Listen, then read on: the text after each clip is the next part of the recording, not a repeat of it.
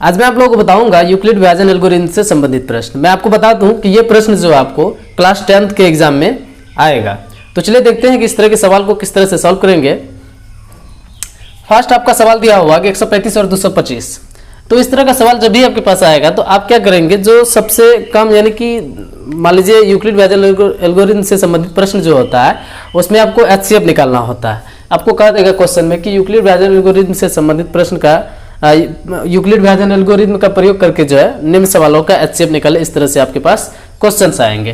तो आपके पास दिया हुआ गया है 135 और 225। तो इसका HCF निकालने के लिए कहेगा किसका प्रयोग करके, तो यूक्लिड विभाजन एल्गोरिथम का परिमेय निकाल करके। तो मैं आपको बता दूं कि इसका परिमेय जो होता है A बराबर BQ प्लस R, और यहाँ पे A जो है ये A आपका भाज्य है, क्या है भाज्य, और B जो है आपका भाजक है, ठीक है, और Q जो है आपका भागफल है, ठीक है, आपको इतना पता होना चाहिए, और R जो है आपका क्या है, शेषफल है, ठीक है।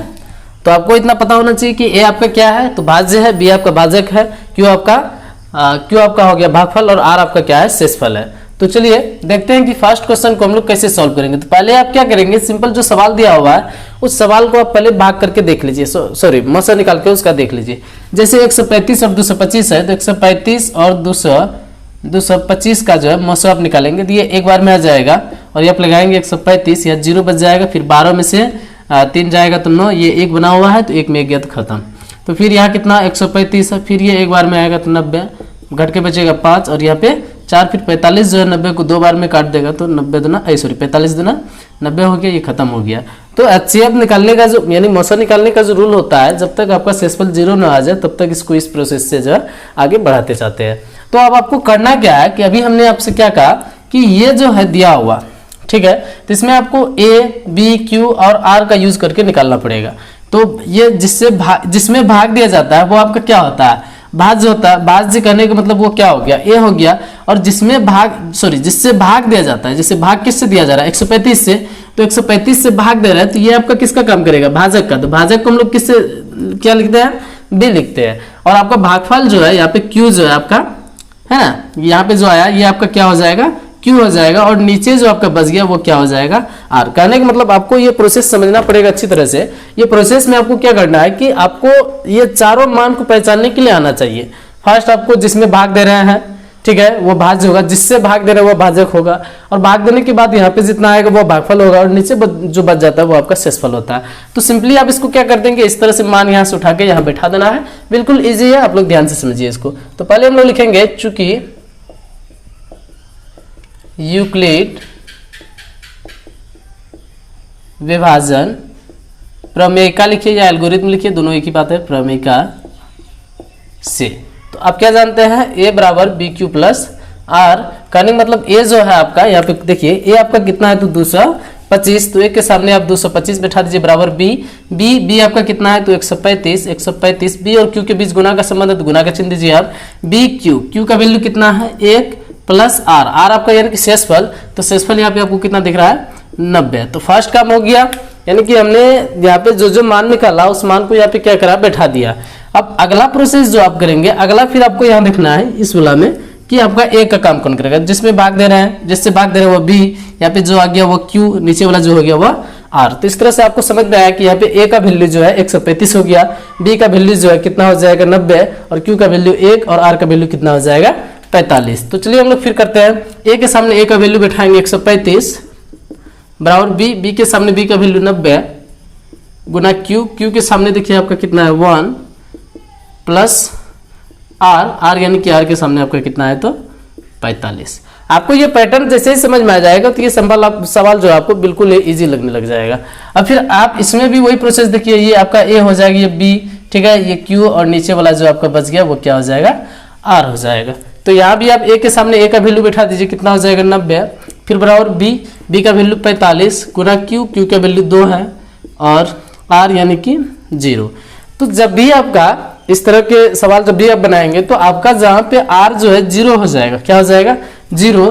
तो इस कंडीशन में आपका B का जो वैल्यू होता है, ठीक है, किसका वैल्यू, B का वैल्यू, वही आपका क्या कहलाता है, उसका HCF कहलाता है। कहने का मतलब हुआ, यहाँ पे आप लिख सकते हैं कि इसलिए 135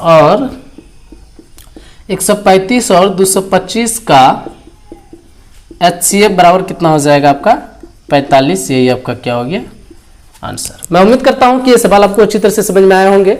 फिर अब चलिए हम लोग 2 नंबर का सवाल देखते हैं कि 2 नंबर का सवाल में क्या है। आप इस 1 नंबर का सवाल जो है इसका स्क्रीनशॉट ले सकते हैं, इसको क्लीन करके उसके बाद मैं यहाँ पे बनाऊंगा या यहीं पे बना देता हूँ, यहाँ भी आपको हो जाएगा समझ में।